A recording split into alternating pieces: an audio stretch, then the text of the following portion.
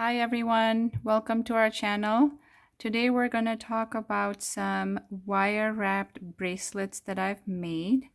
I have made them in 3 different colors and I just wanted to show you guys what I've made and what kind of materials I've used.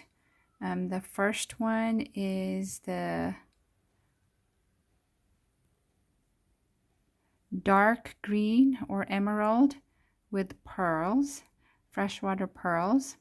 And I have used gold-plated clasps with non-tarnishing wire, and these are all little wire wrappings.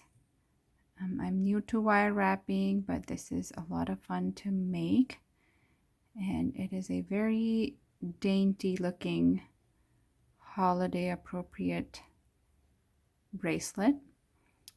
And this is about 7 inches long.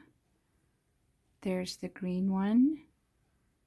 The next one is pearls with ruby red glass beads. And again, the same thing with the gold-plated clasps and non-tarnishing wire wrapping.